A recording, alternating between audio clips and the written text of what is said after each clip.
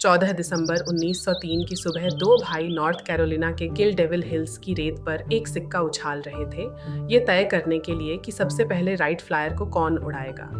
बड़े भाई विल्बर सिक्का जीत गए, लेकिन उनकी पहली कोशिश सफल नहीं रही और विमान को थोड़ा नुकसान हुआ।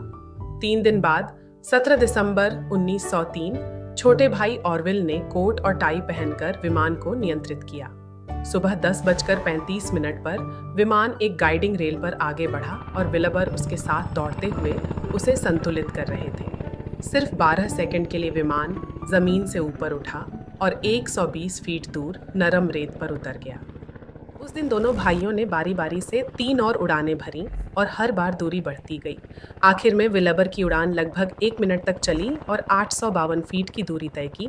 उस दिन उड़ान भरने के बाद 1903 का राइट फ्लायर फिर कभी नहीं उड़ा, क्योंकि आखिरी उड़ान के बाद जब ऑरविल और विल्बर खड़े होकर उस पर बात कर रहे थे, तभी अचानक तेज हवा का झोंका आया और उसने विमान को कई बार पलट दिया। उस हादसे में विमान के पंखों की रिब्स, इंजन और चेन गाइड्स बुरी तरह टूट गए, जिससे उसे ठीक करना संभव नहीं रहा। इसके बाद इस विमान को पैक करके वापस डेटन भेज दिया गया और फिर ये कभी उड़ नहीं पाया।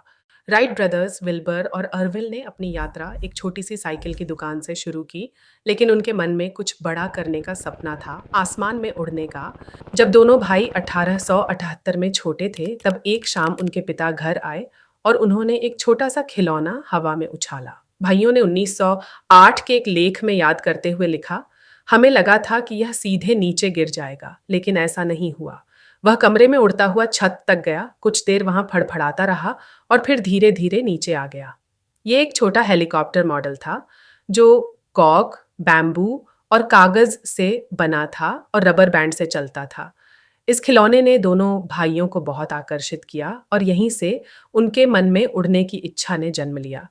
दिलचस्प बात यह है कि दोनों भाइयों ने कभी हाई स्कूल की डिग्री भी पूरी नहीं की। विल्बर डिप्लोमा लेने से पहले ही अपने परिवार के साथ रिचमंड से डेवर्टन चले गए और ऑनरविल ने पढ़ाई बीच में ही छोड़कर अपना प्रिंटिंग का काम शुरू कर दिया। बाद में विल्बर भी ऑनरविल के प्रिंटिंग काम में शामिल हो गए। 1889 में दोनों ने मिलकर वेस्ट साइड न्यूज़ नाम का एक साप्ताहिक अखबार शुरू किया। इसके अगले साल उन्होंने द इवनिंग आइटम नाम से एक रोजाना निकलने वाला अखबार भी शुरू किया, लेकिन यह ज्यादा समय तक नहीं चल पाया। 1892 में उन्होंने अपना काम बदलने का फैसला किया और राइट साइकिल कंपनी नाम से साइकिल की दुकान खोली। वहां वे साइकिल की मरम्मत और बिक्री करते थे। यही दुकान उनकी उड़ान से जुड़ी खोजों और प्रयोगों के लिए पैसों का सहारा बनी। उनकी बहन कैथरीन ने भी इस सफर में बहुत बड़ा योगदान दिया। जब वे किटी हॉक, नॉर्थ कैरोलिना में उड़ान के प्रयोग कर रहे थे, तब उनकी बहन कैथरीन ओहायो में उनकी साइकिल की दुकान संभाल रही थीं। वह एक फुल टाइम टीचर भी थीं और अपने वेतन का कुछ हिस्सा भाइयों की मदद के लिए देती थीं ताकि उनका काम चलता रहे। जब उनका काम सफल होने लगा तो कैथरीन ने उनके व्यवसाय को संभालने और लोगों तक उनकी कहानी पहुंचाने की जिम्मेदारी ली। बाद में जब तीनों को व्हाइट हाउस में बुलाया गया तो राष्ट्रपति विलियम होवर्ड टैफ्ट ने खास तौर पर कैथरीन को सम्मान दिया, क्योंकि उनके योगदान को बहुत महत्वपूर्ण माना गया। कैथरीन के मजबूत और लगातार समर्थन के बिना राइट ब्रदर्स शायद वो महान आविष्कारक नहीं बन पाते जिन्हें आज पूरी दुनिया जानती है।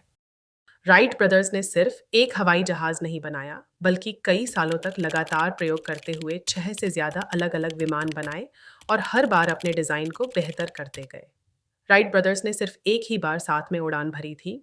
ऑरविल और विल्बर ने अपने पिता से वादा किया था कि वे कभी भी एक साथ विमान नहीं उड़ाएंगे, क्योंकि उनके पिता को डर था कि कहीं किसी हादसे में दोनों बेटों को एक साथ खो ना दें। लेकिन 25 मई 1910 को उनके पिता ने एक बार के लिए यह नियम तोड़ा और उन्हें डेटन के पास साथ में उड़ान भरने की अनुमति दी। इस उड़ान में ऑरविल विमान चला रहे थे और विल्बर यात्री के रूप में बैठे थे। यह उड़ान करीब 6 मिनट तक चली। लैंड करने के बाद ऑरविल ने अपने 82 साल के पिता को भी उनकी पहली और आखिरी उड़ान कराई। 1903 की सफलता के बाद राइट ब्रदर्स अपने विमान को और बेहतर बनाने में लगे रहे। उन्होंने अपने 2 लोगों वाले राइट मिलिट्री फ्लायर को अमेरिकी सेना को दिखाने और बेचने की कोशिश की, जिसके लिए एक डेमो उड़ान जरूरी थी। 17 सितंबर 1908 को ऑरविल ने फोर्ट मायर वर्जीनिया में एक डेमो उड़ान भरी। उनके साथ यात्री के रूप में आर्मी सिग्नल कॉर्प्स के लेफ्टिनेंट थॉमस सेल्फ्रिड बैठे थे। उड़ान शुरू होने के कुछ ही मिनट बाद विमान का प्रोपेलर अचानक टूट गया। विमान नियंत्रण से बाहर हो गया, घूमते हुए तेजी से नीचे गिरा और जमीन से जोरदार टक्कर हो गई। बचाव दल ने सेल्फ्रिज को बेहोशी की हालत में मलबे से बाहर निकाला, लेकिन कुछ घंटों बाद उनकी मृत्यु हो गई। इस हादसे में ऑरविल भी बुरी तरह घायल हुए। उनकी टांग टूट गई, 4 पसलियां टूट गईं और पीठ में गंभीर चोट आई, जिसका असर उन्हें पूरी जिंदगी झेलना पड़ा।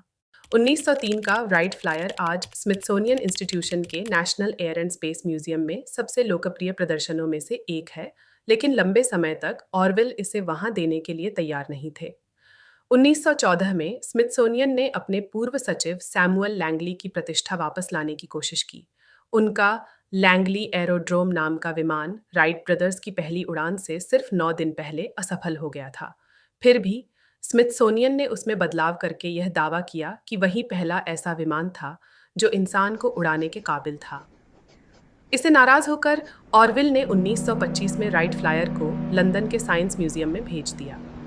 उनका मानना था कि यही एक तरीका है जिससे उड़ान के इतिहास को सही किया जा सकता है, क्योंकि स्मिथसोनियन के गलत और भ्रामक दावों ने इसे बिगाड़ दिया था। बाद में 1940 के दशक में स्मिथसोनियन ने माना कि उसने लैंगली एरोड्रोम के बारे में गलत जानकारी दी थी। इसके बाद ऑरविल तैयार हुए कि वे राइट फ्लायर को उन्हें सौंप दें। आखिरकार 1948 में ऑरविल की मृत्यु के लगभग 1 साल बाद यह विमान स्मिथसोनियन पहुंचा। नील आर्मस्ट्रॉन्ग अपने साथ राइट फ्लायर का एक हिस्सा चांद पर ले गए थे। जब नील आर्मस्ट्रॉन्ग 1969 में चांद पर कदम रखने वाले पहले इंसान बने, तब उनके स्पेसर सूट की जेब में 1903 के राइट फ्लायर का एक छोटा हिस्सा भी था। उसमें इस विमान के बाएं पंख के कपड़े का टुकड़ा और उसके बाएं प्रोपेलर की लकड़ी का एक छोटा हिस्सा शामिल था। इस तरह इंसान की पहली उड़ान की याद पहली बार चांद तक भी पहुंच गई।